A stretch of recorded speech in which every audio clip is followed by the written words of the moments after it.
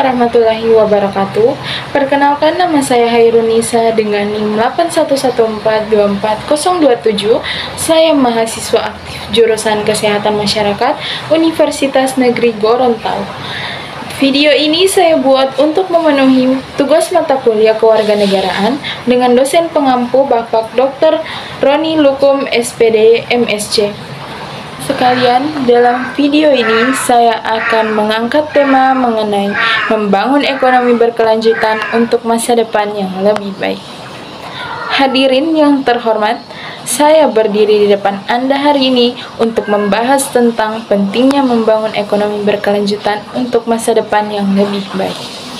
Ekonomi adalah tulang punggung bagi setiap negara, dan Indonesia tidak terkecuali. Oleh karena itu, kita harus memastikan bahwa ekonomi kita dibangun dengan fondasi yang kuat dan berkelanjutan. Saat ini kita dihadapkan pada berbagai tantangan ekonomi yang kompleks, dari inflasi yang meningkat, pengangguran yang tinggi, hingga kemiskinan yang menjadi masalah besar. Namun, kita tidak boleh menyerah.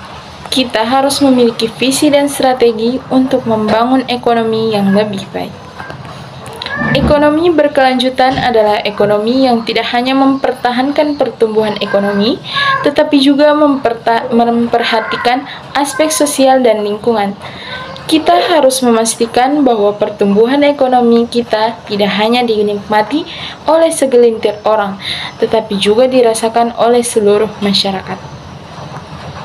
Ekonomi berkelanjutan juga harus memperhatikan keberlanjutan sumber daya alam dan lingkungan hidup. Ada beberapa strategi yang dapat kita lakukan untuk membangun ekonomi berkelanjutan.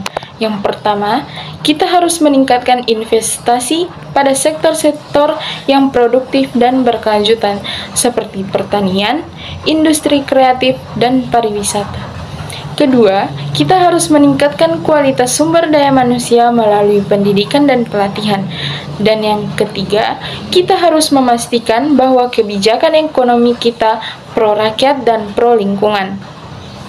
Investasi pada sektor produktif seperti pertanian, industri kreatif, dan pariwisata dapat membantu meningkatkan pertumbuhan ekonomi dan menciptakan lapangan kerja.